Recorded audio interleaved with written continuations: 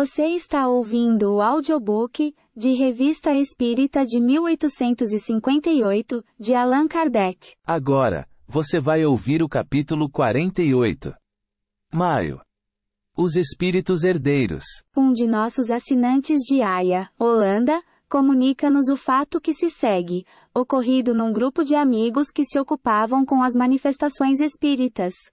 Isto prova, diz ele, mais uma vez, e sem contestação possível, a existência de um elemento inteligente e invisível, agindo individual e diretamente sobre nós. Os espíritos se anunciam, movendo uma pesada mesa, e dando pancadas.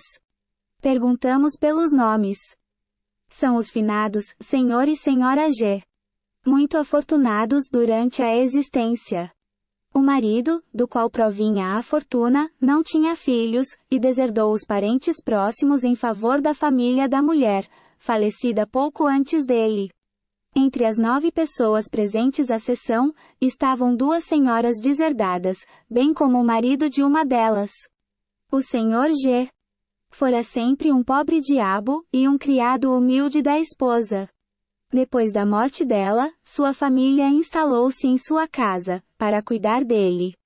O testamento foi feito com um atestado médico, declarando que o moribundo gozava da plenitude de suas faculdades. O marido da senhora deserdada, que designaremos R., tomou a palavra nestes termos.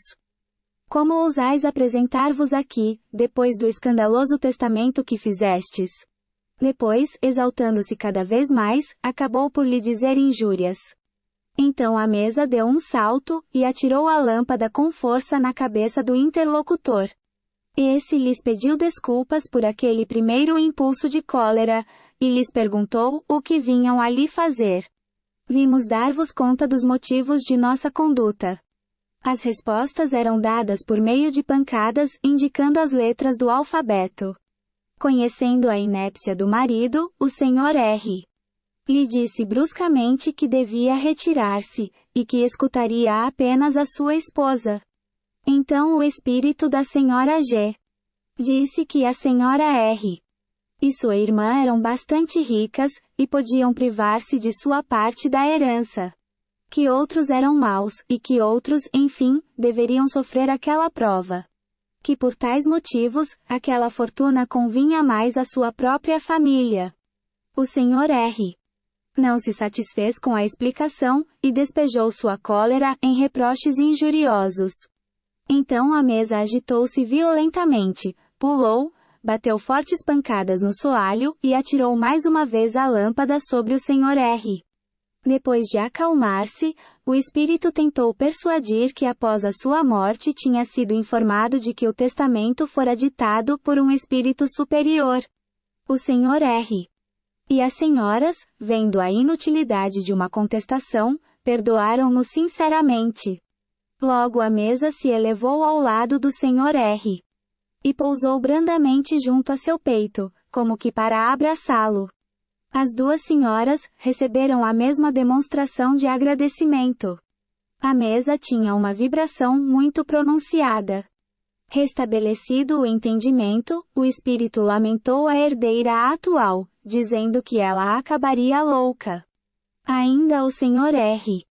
o censurou, mas afetuosamente, por não haver feito bem em vida, quando dispunha de tão grande fortuna, acrescentado que ela não era chorada por ninguém. Sim, respondeu o espírito. Há uma pobre viúva, residente na rua, que algumas vezes pensa em mim, porque algumas vezes lhe dei alimento, roupa e aquecimento. Como o espírito não houvesse dado o nome da pobre mulher, um dos assistentes a procurou, encontrando-a no endereço indicado. E o que não é menos digno de registro, é que depois da morte da senhora G. ela havia mudado de domicílio. Este último, é o que foi indicado pelo espírito. Ponto.